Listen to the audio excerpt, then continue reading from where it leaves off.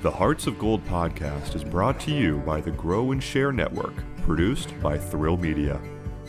Welcome to Hearts of Gold. Today we have Layla with us. Hi, Layla. Hi.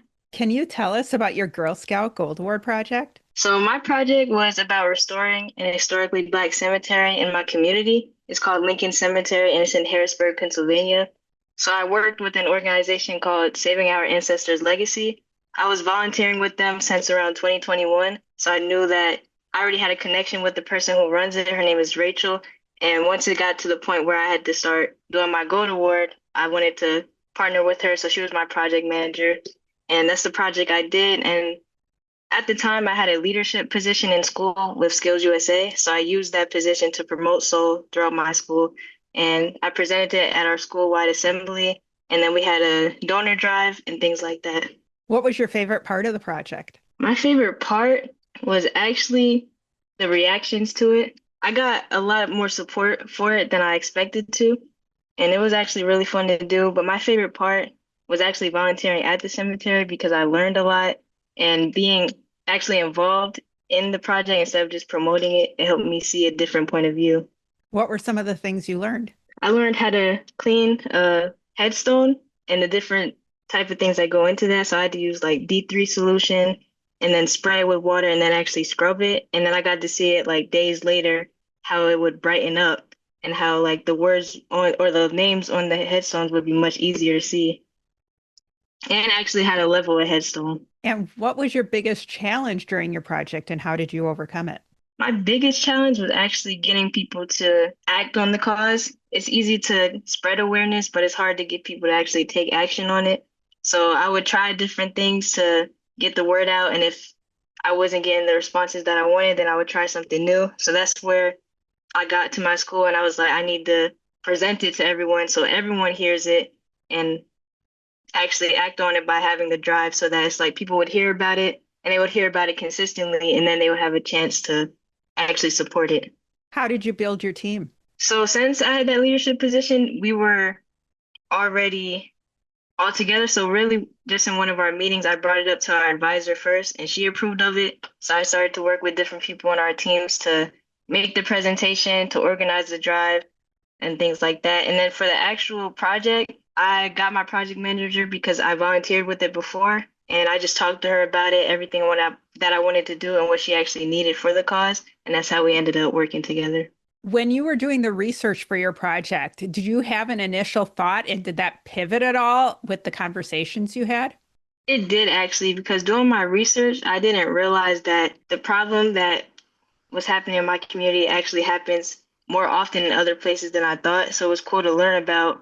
And it actually made me realize that what I'm doing, like, yes, it's helping my community, but it showed me the connection that it has globally. So that did help me change my point of view and how I was thinking about approaching this project. How is your project impacting you now that you're done with it? I'm still doing community service. So actually, it did help me directly with what I'm doing actually next week. So at Howard, we have something called alternative spring break. So instead of me going home, I actually be going to Trenton, New Jersey to volunteer in high schools and middle schools and food banks. So during my interview with them, I got to talk about the Gold Awards that connected directly to what I'm about to do. Where else have you talked about the Gold Award, about your project that has maybe given you a step up on other people? Firstly, even applying to college, they always look at unique community service experience. So definitely that.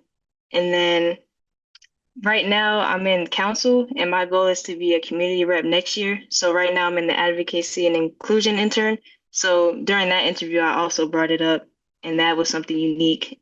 And it's actually a project that I learned that the cemetery actually has connections to Howard.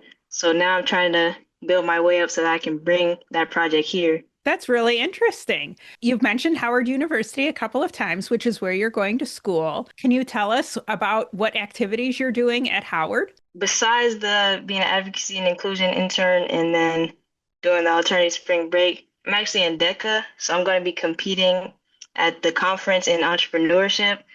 And I'm in NSBE, so that's the National Society of Black Engineers.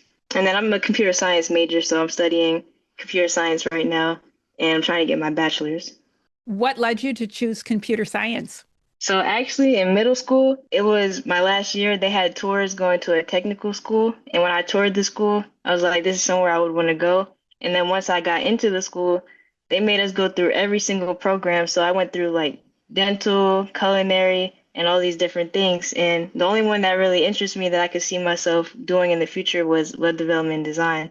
So once I went through that program, that all led to where I am now. In web development, you also own your own company. Can you tell us about that? Yep, I own my own web design business. It's called A Young Mindset, and it's pretty much me helping small businesses gain an online presence. So I work with a bunch of clients to figure out things like improving their website, designing it, implementing things called like search engine optimization and keywords and all of those different things. What was it like starting that business at your age? It was really fun. It's kind of hard just because I'm learning it myself, but because of the different opportunities like the Gold Award and then co-op and clubs from high school, I've had opportunities where I've gotten positions, like right now I work for a web design agency and she's actually showing me how things work. So it's like I'm still working there, but I'm also building what I have myself. And then there's a lot of people who I'm connecting with now that I'm in these different places, and they're also leading me to understand how to run it better. What was the hardest part of starting that business? What happened that you went, I don't know if I can do this on my own? I think it's when I had a client that was kind of trying to take advantage of it. And that's what really showed me that I have to, like in my business, I want to be flexible. I want to really like be helping people, but I also realized that I have to have my own standard that I have to stick to. And even though I want to adjust and be flexible for people, I have to stick to that so that they will respect my time and respect the price and all of those things. What skills did you learn while you were going through your Gold Award that you're being able to use either at Howard or in your business? The biggest thing I learned from my Gold Award is, well, really, it was me seeing the impact that service and leadership can have together. I do want to do volunteer work on my own and things like that, but it also pushed me to be more involved in having my own leadership because I saw how powerful they can be when they come together. What else would you like to share with the audience? Actually, one more thing I would like to share is that I got accepted to be an Amazon future engineer. So in this summer, I'll be working at Amazon, likely at one of the headquarters. So that's going to further my web design business and skills that I was talking about earlier. That's so exciting. Congratulations. Thank you. How do you make your s'mores? I don't eat them anymore, but when I did, I would burn them. Yeah. I would want the gold. That's how I like mine. Yeah. Lots of people like to burn them. That is not my choice. I'm a golden brown girl. That's good too. So yeah, I'll go golden brown to burnt. Well, thank you so much for joining us today. Thank you so much for having me. Make sure to click follow or subscribe so you always know when new episodes are released. Power your passion and conquer your challenges. Thank you for listening. If you'd like to be on the show to share your story with how you earned your Gold Award, reach out and send an email to growandshare@outlook.com. Be sure to catch up on our previous shows on any of your favorite podcasting platforms, as well as view the full video versions at youtube.com/Cheryl M. Robinson. Thanks again for listening, and we'll see you next time.